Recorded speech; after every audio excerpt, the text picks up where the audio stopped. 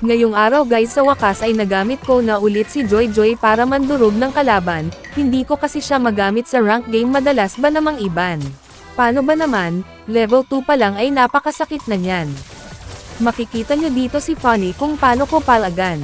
Pero dito guys ay sinugod talaga ako ng kalaban, mamaya ka sakin Lunox, ikaw ay aking kukuryentihan. Pagkabuhay ko ay hindi ko inaasahan, nasa blue buff ko ay dalawa agad ang kalaban, tapos maya-maya ay nandito si Funny na mukhang kawatan.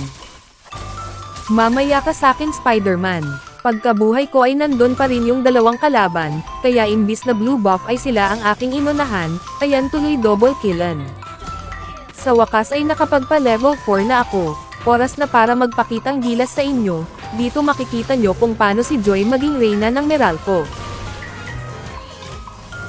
Kanina nga pala guys ay hindi ako kumain ng talong, ayan tuloy di ko na-retre yung pagong.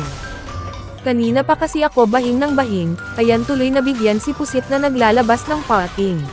Tapos kanina bumili ako ng Zunrocks, ayan tuloy namatay si Lunox. Akala ko nung una kaya kong bigyan si Funny, pero malikot pala kaya ako ay nagbigyan. At dahil si Clint ang pumatay sa akin, hindi ko na siya bubuhayin, kahit may hawak siyang baril ay makukuryente lang siya sa akin.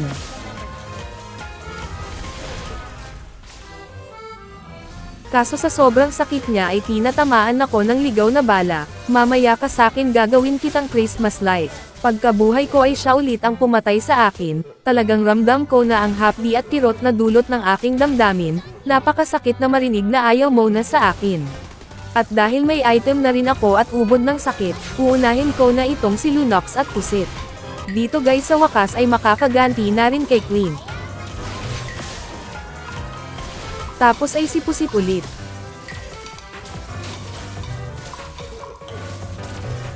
Sa puntong ito ay hindi na ako magpapapatay, dahil kapag may item na si Joy ay mahirap nang bigyan.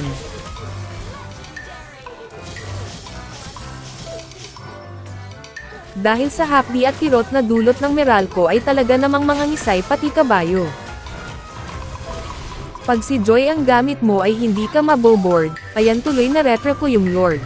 Dito guys panoorin nyo, hindi ako mamamatay. Bigyan mo ako ng 10,000! Dito guys ay si Pusit sana ay bibigyan ko na, kaso nagpanggap siyang si Aurora. Maya-maya lang ay natapos na. Maraming salamat sa laging panonood.